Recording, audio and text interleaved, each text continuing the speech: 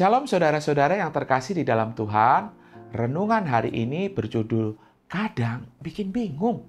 Bahan bacaan kita terambil dari kitab Kejadian pasal 27 sampai 29.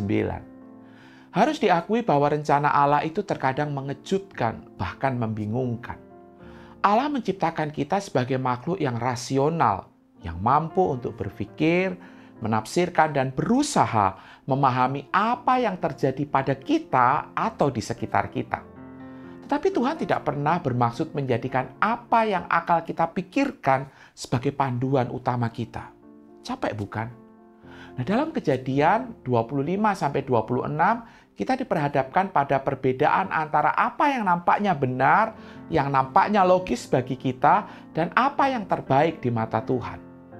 Masuk akal untuk memikirkan bahwa janji-janji perjanjian ini dengan segala berkat global dan kekal ini akan diturunkan dari Ishak kepada putra sulungnya, yaitu Esau. Tapi bukan itu yang Allah rencanakan. Bagi kita ini adalah perubahan yang mengejutkan. Namun dalam narasi penebusan, ketika kita mempelajari dengan seksama, berkat tersebut dengan jelas akan diberikan kepada adiknya, yaitu Yakub. Ya, Yakub. Dan sekali lagi, ini bukan karena rekayasa manusia. Sebab sebelum kedua anak laki-laki itu lahir, Allah berkata kepada ibu mereka, yaitu Ribka, yang lebih tua harus melayani yang lebih muda. Kejadian 25 ayatnya yang ke-23. Dalam kisah Yakub dan Esau yang membingungkan ini, Tuhan tidak mengingkari perjanjiannya atau melakukan apa yang jahat, tidak.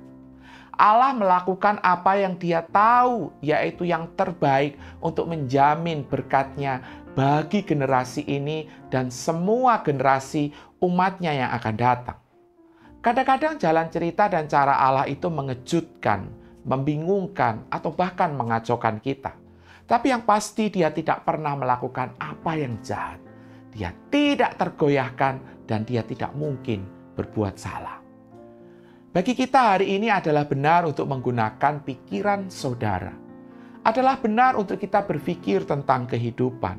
Adalah berkat ketika kita mampu melihat makna kehidupan ini. Namun kita perlu ingat bahwa setiap kemampuan yang Allah berikan harus berdasarkan kerendahan hati untuk mengakui keterbatasan kita dan rela tunduk pada rencana dan tujuan Allah yang lebih besar. Jalan Tuhan bukanlah jalan kita.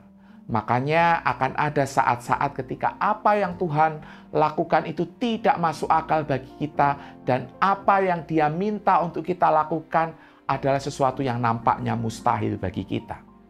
Saat seperti itu biasanya menjadi saat-saat yang membingungkan.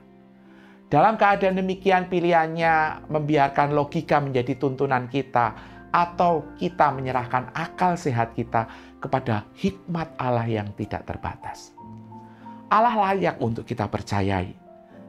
Kita mengalami rasa aman tertinggi ketika kita menyerahkan semua kapasitas mental kita, karunia maupun kemampuan kita ke dalam kedaulatannya, kebaikannya. Dan hasilnya kita nggak jadi kebingungan, tapi diliputi kedamaian.